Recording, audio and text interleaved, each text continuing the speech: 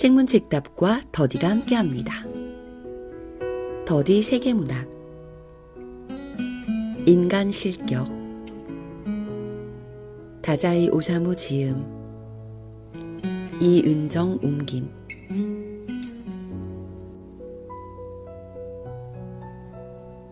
저는 인간을 극도로 두려워하면서도 인간을 도저히 단념할 수 없었나 봅니다. 일본 근대문학의 대표 작가 다자이 오사무의 세상에 적응하지 못해 광대를 자처했던 한 남자의 고백. 이 작품은 타인 앞에서는 익사를 떨지만 자신의 진정한 모습을 드러낼 수 없는 남자 오바 요조의 유년기에서부터 청년기까지를 주인공 시점에서 수기 형식으로 쓴 소설입니다.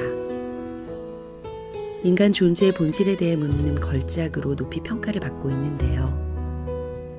작가 자신의 지독한 자기 혐오와 현실 비판적 인식을 문학적으로 승화해서 인간의 존재에 대한 근원적인 질문을 던지는 작품으로 평가받고 있습니다. 오늘 책문책답에서 함께할 책은 다자이 오사무의 인간 실격입니다.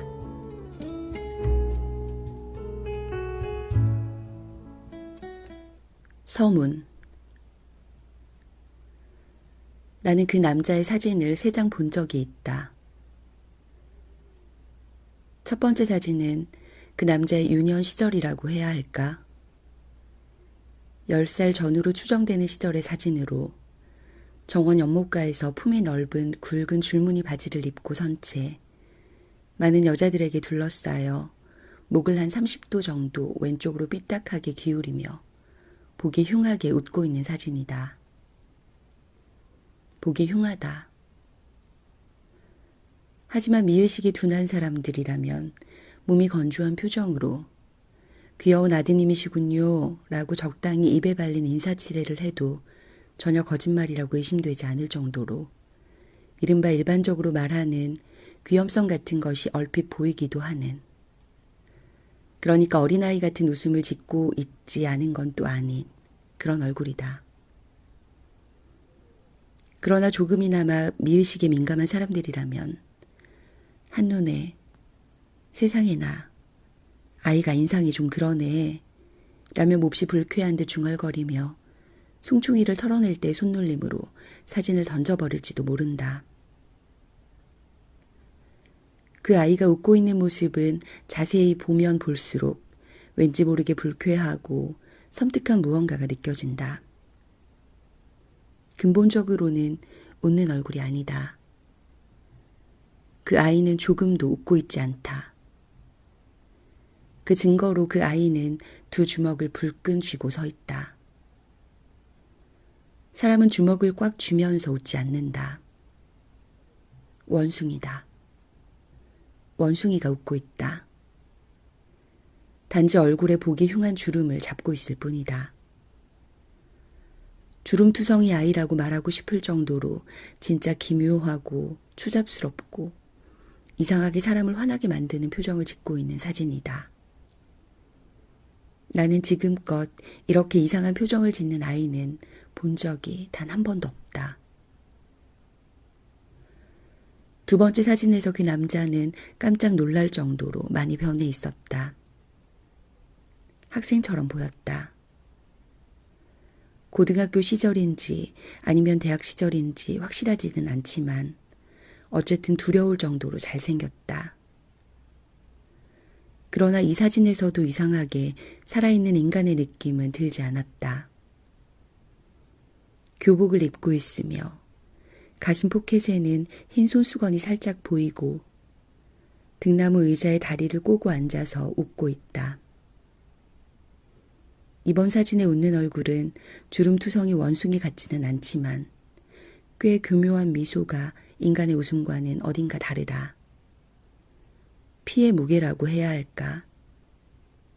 생명의 수수하면서도 깊은 맛이라고 해야 할까? 그런 충실감은 조금도 찾아볼 수 없다. 그야말로 새는 아니지만 깃털처럼 가볍고 흰 종이 한 장 같은 그런 웃음을 띠고 있다. 즉 하나부터 열까지 다 만들어낸 것 같은 느낌이다. 척한다는 말로는 부족하다. 경박하다는 말로도 부족하다. 멋을 부리고 있다는 말로도 물론 부족하다. 게다가 잘 보면 이 잘생긴 학생에게서는 역시 왠지 모르게 괴담에서나 느껴지는 섬뜩함이 느껴진다. 나는 지금까지 이렇게 이상한 느낌의 아름다운 청년을 본 적이 단 한 번도 없다. 마지막 사진이 가장 기묘하다. 더 이상 나이는 짐작할 수 없다. 머리에는 다소 백발이 섞여 있다. 아주 지저분한 방의 한편에서 작은 화로에 양손을 쬐고 있다. 이번에는 웃고 있지 않다. 표정이 전혀 없다. 다시 말하면 화로 앞에서 양손을 쬐다가 자연스럽게 죽은 것 같은 참으로 불길하고 꺼림칙한 냄새마저 풍기는 사진이다. 기묘한 것은 이뿐이 아니다. 사진에는 얼굴이 유난히 크게 찍혀 있어서 생김새를 자세히 살펴볼 수 있었다.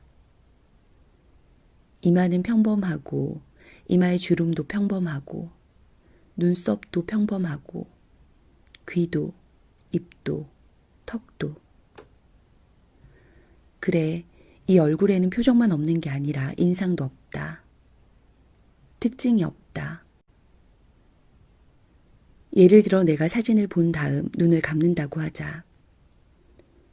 나는 이미 그 남자의 얼굴을 잊어버렸다.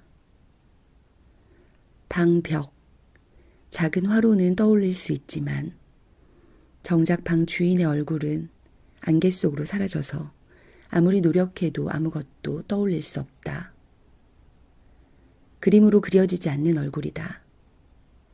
만화로도 그 어떤 기법으로도 그릴 수 없는 얼굴이다. 눈을 뜬다. 아, 이런 얼굴이었구나 하고 떠올렸다 한들 조금도 기쁘지 않다. 극단적으로 말하자면 눈을 떠서 사진을 다시 본들 기억이 나지 않는다. 단순히 불쾌하고 짜증나기 때문에 눈을 피하고 싶어진다. 죽은 사람의 얼굴이라 해도 이보다는 표정이 있고 인상이 있을 것이다. 인간의 몸에 짐을 실어 나르는 말의 목이라도 붙이면 이런 느낌이 나올까? 어쨌든 어디라고 꼭 집어 말할 수는 없지만 보는 이를 섬뜩하고 불쾌하게 만든다. 나는 물론 지금까지 이렇게 불가사의한 느낌의 얼굴을 본 적이 단 한 번도 없다.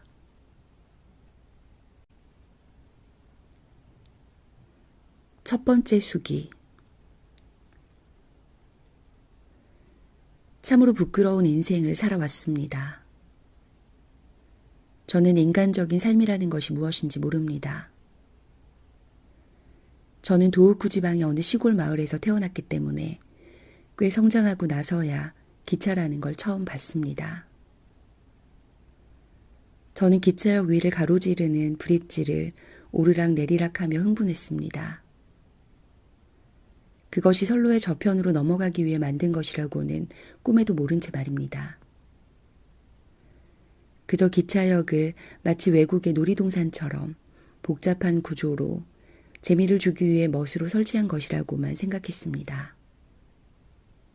꽤 오랫동안 그렇게 믿고 있었습니다. 브릿지를 오르락 내리락 하는 것이 제게는 세련된 유희의 일종이었으며 철도회사의 대고객 서비스 중에서 가장 마음에 들었습니다. 그런데 그것이 단지 승객들이 선로 너머로 건너갈 수 있도록 만든 실리적인 계단에 지나지 않는다는 사실을 알고서 그때까지의 모든 유희가 산산조각나고 말았습니다. 또 저는 어릴 때 그림책에서 지하철도라는 것을 보고 이 또한 편리함을 추구하기 위해서가 아니라 지상의 기차보다 지하를 달리는 기차를 타는 편이 독특하고 재미있으니까 만든 것이라고 생각했습니다. 저는 어릴 때 병약해서 자주 누워 있었습니다. 자리에 누워서 요, 베개 커버, 이불 커버를 물끄러미 바라보며 너무 밋밋하게 만들어져 있다고 생각했습니다. 그러나 그것이 의외로 실용적이라는 사실을 20살 가까이 된 어느 날 알게 되었습니다. 인간이 얼마나 검소한 종족인지를 깨닫는 그 순간 정신이 아득해지면서 진심으로 슬펐습니다. 또 저는 공복감이라는 것을 몰랐습니다. 제가 의식주가 풍족한 집에서 태어나고 성장했다는 의미가 아닙니다. 그런 어리석은 의미가 아닙니다. 단지 공복감이라는 감각이 어떤 것인지 몰랐을 뿐입니다.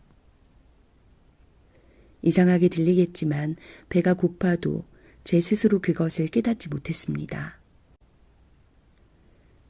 초등학교와 중학교 때 제가 학교에서 돌아오면 주변 사람들은 저런 배고프지?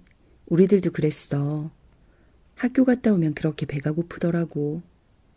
진짜 못 참을 정도였지. 달콤한 콩과자 먹을래? 아니면 카스텔라? 빵도 있단다. 하며 부산을 떨었습니다. 저는 워낙 사람들의 기분을 잘 맞춰주는 성격이라 너무 배고파요 하며 일부러 툴툴거리면서 콩과자를 10개 정도 입에 툭 털어넣곤 했습니다. 배가 고픈지 어떤지 전혀 느끼지도 못하면서 말입니다. 저는 물론 잘 먹었습니다. 하지만 배가 고파서 먹었던 기억은 거의 없습니다. 신기해서 먹었습니다. 고급스러워 보여서 먹었습니다. 남의 집에 갔을 때 먹으라고 내오는 것은 무리를 해서라도 억지로 다 먹었습니다. 실은 어린 제게 가장 고통스러운 시간은 가족들과의 식사 시간이었습니다. 시골 고향집에서는 10명 정도 되는 가족이 밥과 반찬이 올라가 있는 개인 밥상을 각자 앞에 두고 두 줄로 서로 마주보고 앉아서 밥을 먹었습니다. 막내인 저는 물론 제일 끄트머리에 앉았습니다. 밥 먹는 방은 심지어 점심을 먹을 때도 어두침침했습니다. 그 방에서는 늘 10여 명의 가족이 아무 말도 없이 그저 묵묵히 밥만 먹는 분위기라 저는 으스스함을 느끼곤 했습니다. 게다가 시골의 고지식한 집안이었기에 반찬도 늘 똑같았습니다. 신기하거나 고급스러운 것은 상상도 못했습니다. 저는 밥 먹는 시간이 점점 무서워지기 시작했습니다. 저는 그 어두침침한 방의 끄트머리에 앉아서 주위에 덜덜 떨며 밥을 꾸역꾸역 입으로 집어넣어서 삼켰습니다. 인간은 왜 하루에 3번씩 밥을 먹을까? 모두 엄숙한 표정으로 밥을 먹었습니다. 일종의 의식 같은 것으로 가족이 매일 하루에 3번 정해진 시간에 어두침침한 방에 모여 개인 밥상을 앞에 두고 순서대로 앉아 설령 먹고 싶지 않더라도 아무 말 않고 고개를 숙이고 밥을 씹습니다. 집안에 우글거리는 귀신들에게 공양하고 있는 것일지도 모른다. 이렇게까지 생각한 적이 있을 정도였습니다. 저에게 밥을 안 먹으면 죽는다는 말은 그저 못마땅한 협박으로밖에 들리지 않았습니다. 그 미신 덕에 저는 늘 불안과 공포에 떨었습니다. 인간은 밥을 먹지 않으면 죽으니까 이래서 먹고 살아야 한다는 말만큼 난해하고 이해 불가능하며 협박처럼 들리는 말도 없었습니다. 즉 저로서는 인간살이라는 말이 무슨 의미인지 여전히 이해할 수 없었습니다. 제 행복관념과 세상 사람들의 행복관념이 어긋나 있는 것 같은 불안감. 저는 그 불안감 때문에 저녁마다 대굴대굴 구르고 신음하고 발광하기도 했습니다. 저는 과연 행복한 것일까요? 저는 어릴 때부터 종종 운 좋은 녀석이라는 말을 들었습니다만 제 생각은 늘 지옥에 사는 것 같은 느낌이었습니다. 오히려 저더러 운 좋은 녀석이라고 하는 사람들이 저와는 비교도 안 될 정도로 훨씬 더 안락해 보였습니다. 저에게는 10개의 재앙덩어리가 있습니다. 그중 하나라도 주변 사람이 가지게 된다면 그것만으로 그 사람은 생명을 잃고 말 거라는 생각을 한 적도 있습니다. 다시 말해서 모릅니다. 주변 사람이 느끼는 고통의 성질과 정도를 전혀 짐작할 수 없습니다. 실용적인 고통, 단순히 밥을 먹으면 해결되는 고통. 그러나 그것이야말로 가장 강력하고 아프고 괴로운 고통으로 제가 가진 10개의 재앙 따위는 비교도 안 될 정도로 처참한 아비규환의 지옥일지도 모릅니다. 모르겠습니다. 그러나 그런 것 치고는 잘도 자살도 하지 않고 발광도 하지 않고 정치를 논하거나 절망하지 않고 좌절하지 않고 살기 위한 투쟁을 계속하고 있다는 생각이 듭니다. 고통스럽지 않은 게 아닐까. 철저한 에고이스트가 된 거다. 게다가 에고이스트가 되는 것을 당연하다고 생각하고 한 번도 자신을 의심한 적이 없는 게 아닐까. 그렇다면 마음 편하겠다. 그러나 인간이란 것은 다들 그러하며 또 그것으로 만점이 아닐까 모르겠다. 밤에는 푹 자고 아침에는 상쾌하게 일어날까? 어떤 꿈을 꿀까? 길을 걸으면서 무슨 생각을 할까? 돈? 설마 그것만은 아닐 것이다. 인간은 밥을 먹기 위해 산다는 말은 들은 적이 있지만 돈을 위해 산다는 말은 들은 적이 없다. 아니, 그러나 어쩌면 아니, 그래도 모르겠다. 생각하면 할수록 저는 더욱 미궁 속으로 빠져들었고 제 자신이 너무나도 이상하게 느껴져 불안과 공포감이 엄습했습니다. 저는 주변 사람들과 거의 대화를 하지 않습니다. 무슨 말을 어떻게 해야 하는지 몰랐기 때문입니다. 그래서 생각해낸 것이 익사를 떠는 것이었습니다. 그것은 인간에 대한 저의 마지막 구애였습니다. 저는 인간을 극도로 두려워하면서도 인간을 도저히 단념할 수 없었나 봅니다. 그렇게 해서 저는 익살이라는 하나의 끈으로 아주 약하지만 인간과 연결될 수 있었습니다. 겉으로는 끊임없이 웃지만 속으로는 필사적인, 그야말로 1000번에 한 번 나올 법한 위기 일발의 진땀나는 서비스였습니다. 저는 어릴 때부터 가족임에도 가족들이 얼마나 괴롭고 또 어떤 생각을 하며 살고 있는지 전혀 조금도 짐작하지 못했습니다. 단지 두렵고 거북해서 그런 분위기를 견디지 못하고 익사를 부리게 되었습니다. 즉 저는 언젠가부터 진실을 단 한마디도 말하지 않는 아이가 되어버렸습니다. 그 즈음에 가족들과 함께 찍은 사진을 보면 다른 사람들은 다들 진지한 표정을 짓고 있는데 저 혼자만 기묘하게 얼굴을 일그러뜨리며 웃고 있습니다. 이 또한 저의 유치하고 슬픈 익살의 일종이었습니다. 저는 부모님에게 말대답을 한 적이 한 번도 없었습니다.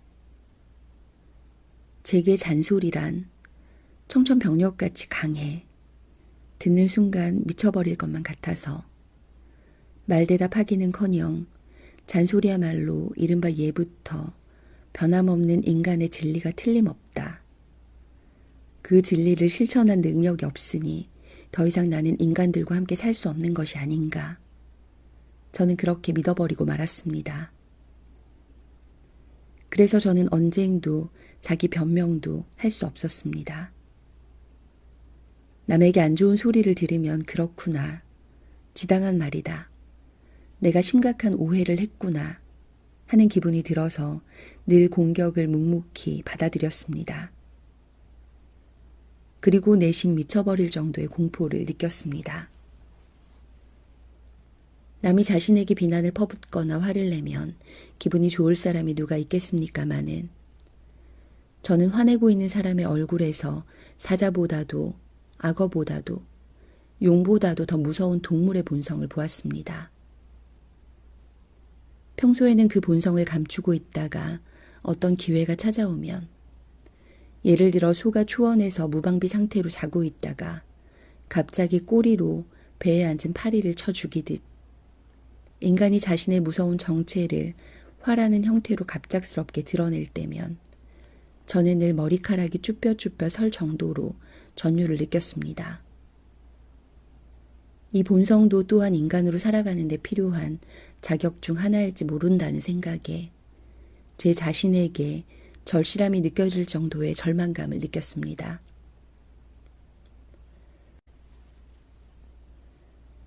저는 인간에 대한 공포로 늘 덜덜 떨었고 인간으로서 저 자신의 언행에 눈꽃만큼의 자신감도 없었습니다.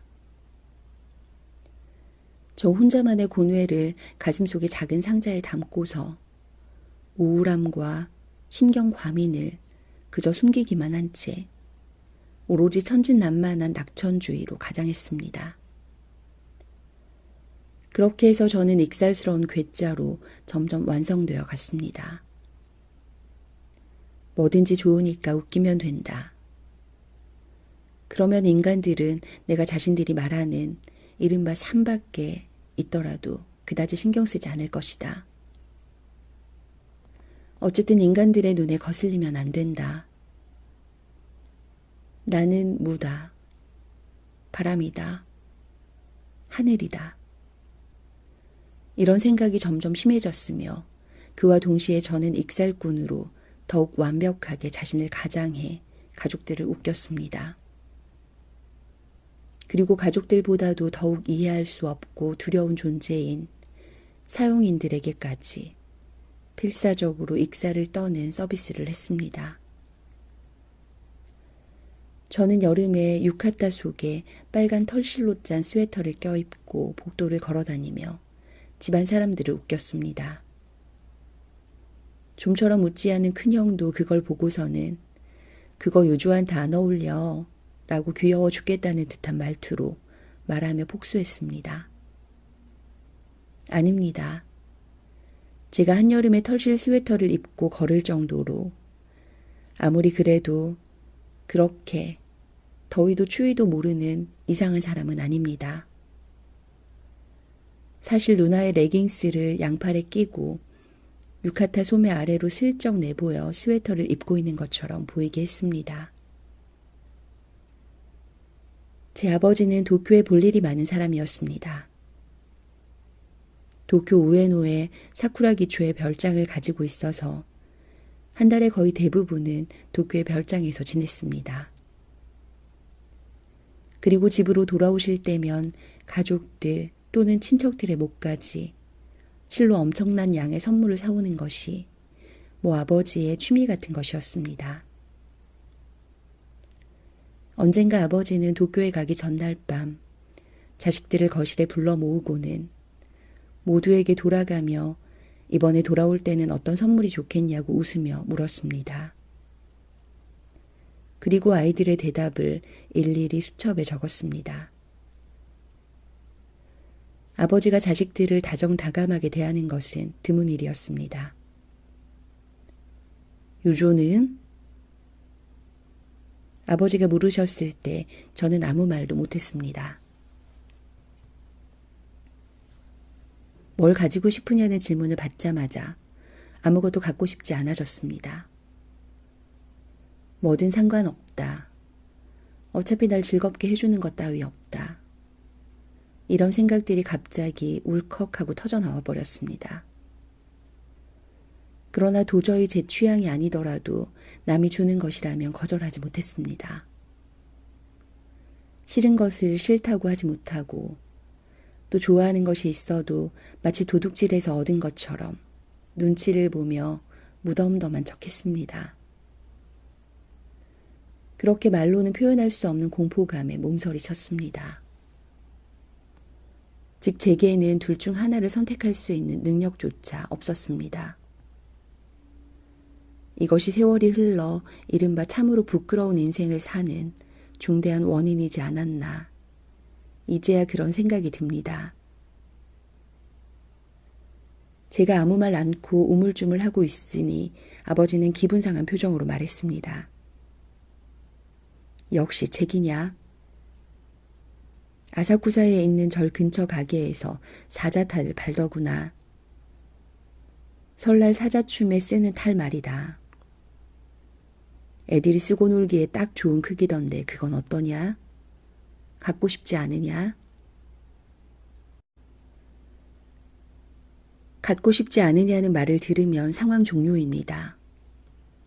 익사를 떨 수 없습니다. 대답을 할 수도 없습니다.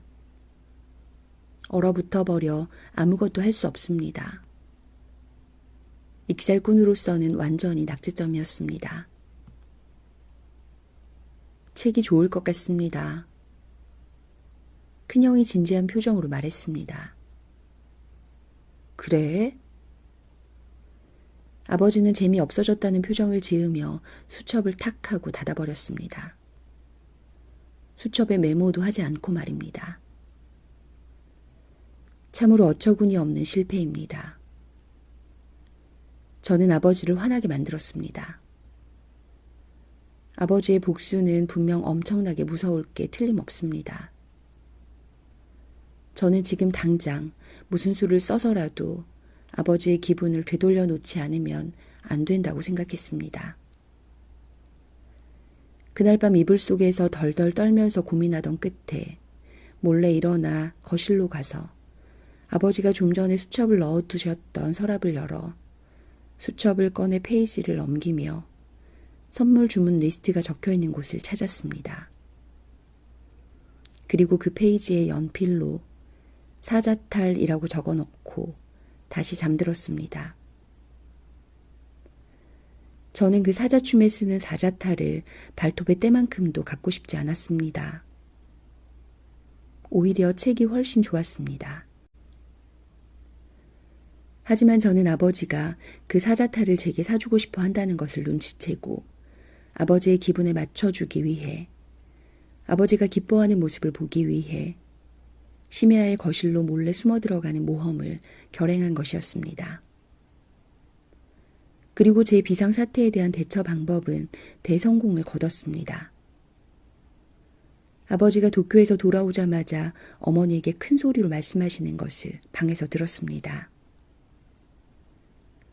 장난감 가게에서 수첩을 펼쳤더니 이거 보라고 여기 사자탈이라고 적혀 있었소이다. 이거 내 글씨가 아니잖소. 이상하다 싶었는데 짚히는 게 있었소이다. 요조 녀석이 장난을 친 것이오. 녀석, 내가 물었을 때는 그저 싱글거리기만 하고 아무 말 안 터니 나중에 사자탈이 무척 갖고 싶어졌나 보. 녀석은 특별한 아이 아니오. 모른 척하고 이렇게 슬쩍 적어 넣다니. 그렇게 갖고 싶으면 직접 말하면 될 터인데. 내가 말이오. 장난감 가게에서 얼마나 웃었는지 아시오? 요조를 빨리 불러오시오. 저는 사용인들을 응접실로 불러 남자 한 명에게 되는 대로 피아노를 두드리게 하고 그 소음에 가까운 피아노 소리에 맞춰서 인디언 춤을 선보였습니다. 그 광경을 보고 모두들 포복절도했습니다. 둘째 형은 플래시를 터뜨리며 제 인디언 춤을 찍었습니다. 현상된 사진을 보니 복뒤 매듭 사이로 작은 고추가 보였습니다. 그걸 보고 가족들은 다들 배꼽 빠지게 웃었습니다. 저로서는 이 또한 의외의 성공이었습니다. 저는 매월 소년 잡지를 10권 이상이나 구독하고 있었습니다. 그 외에도 다양한 책을 도쿄에서 주문해 꾸준히 읽고 있어서 메차라쿠 박사라든지 난자몽자 박사라든지 하는 만화에 대해서도 많이 알고 있었습니다. 그 외에도 괴담, 고단, 라쿠고, 에도코바나시 등에 관해서도 잘 알고 있었기 때문에 익살스런 이야기를 진지한 얼굴로 말해 집안 사람들을 웃기기에 소재는 충분했습니다. 그러나 학교. 저는 거기에서 존경을 받을 뻔했습니다. 존경받는다는 관념도 저를 몹시 두렵게 만들었습니다. 거의 완벽에 가깝게 남을 속이다가 전지전능한 어떤 사람에게 들켜서 산산조각 나버려 죽기보다 더 심한 수치심을 느끼게 된다는 것이 제가 내린 존경받는다의 정의였습니다.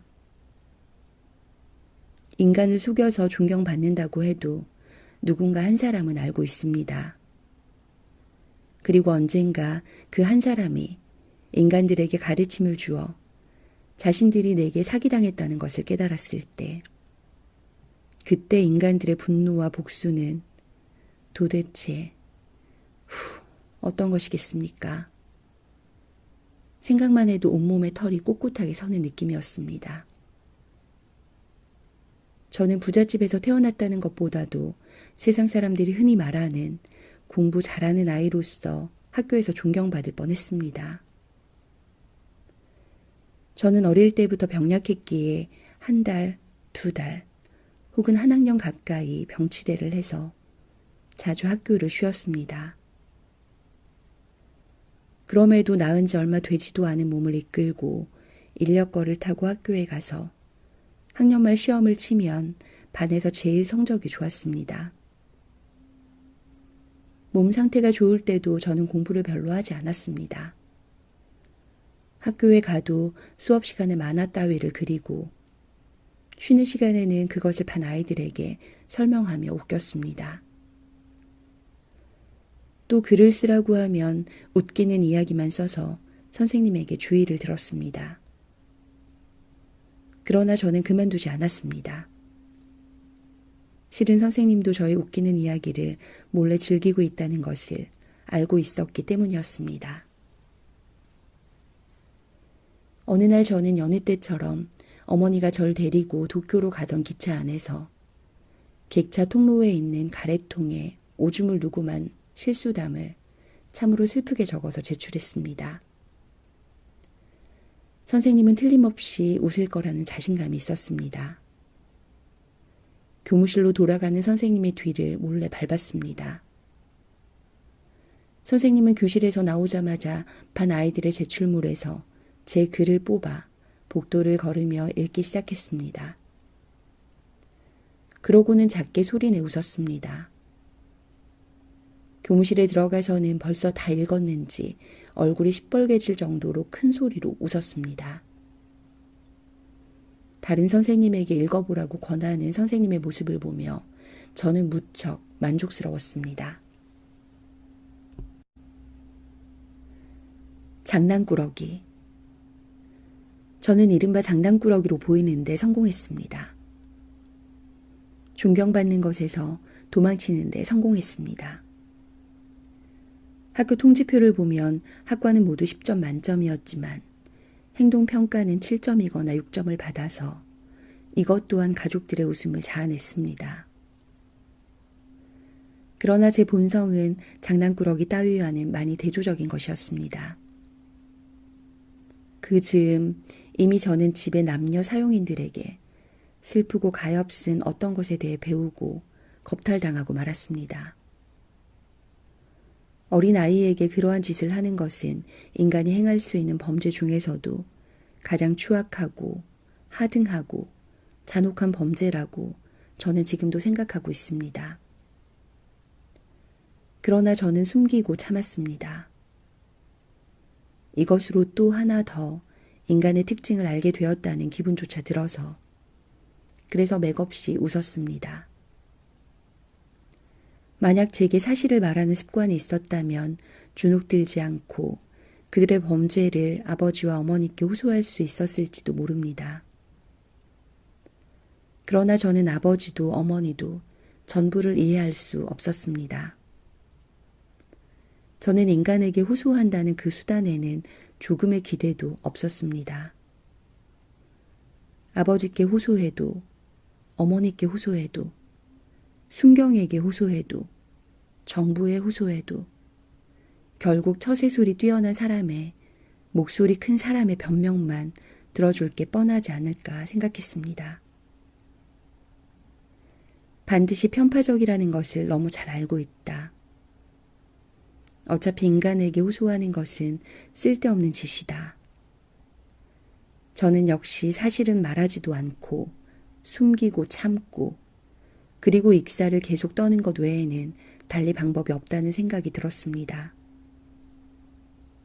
뭐야, 인간에 대한 불신을 말하고 있나? 그래?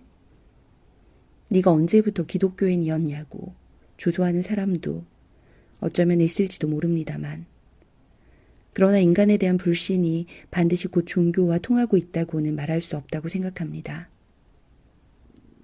실제로 조소하는 사람까지 포함해 인간은 서로 불신하면서 여호와든 뭐든 염두에 두지 않고 잘 살고 있지 않습니까?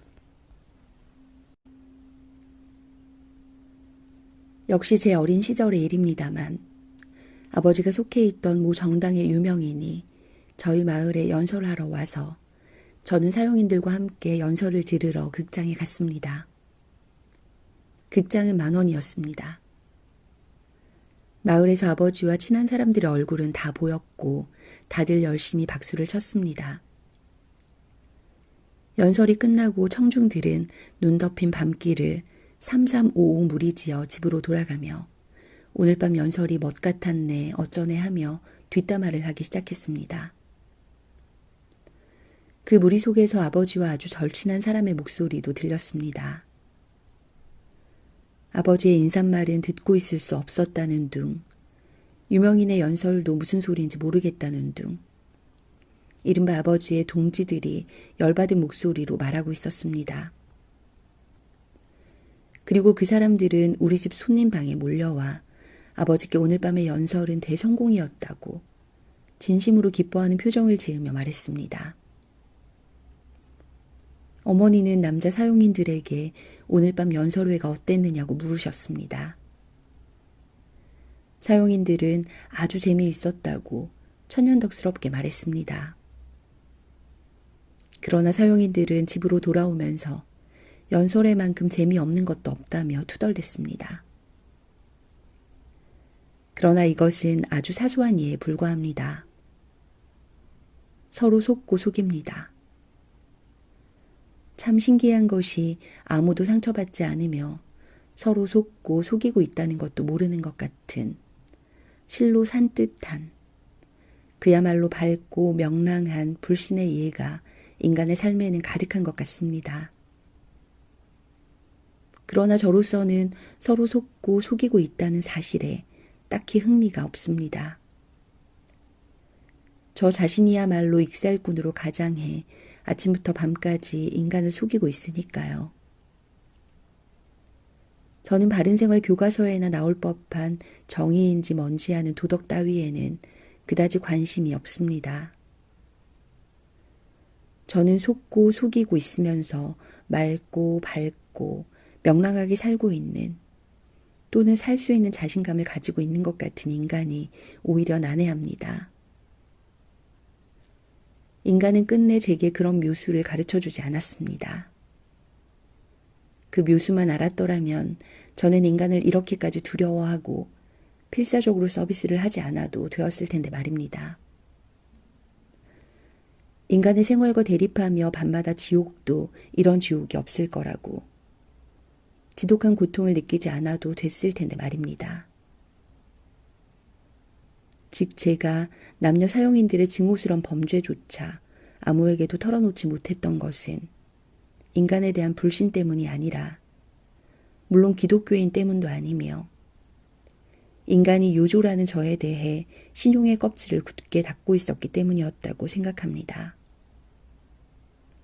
부모님조차 제가 이해하기 어려운 면을 가끔 보여주시기도 했으니까요. 그리고 그 아무에게도 털어놓을 수 없는 저의 이 고독한 냄새가 많은 여성들의 본능을 자극해 훗날 여러 여성들에게 이용당하는 원인 중 하나가 된 것 같기도 합니다. 다시 말해 여성들에게 저는 사랑의 비밀을 지킬 수 있는 남자였다는 말입니다.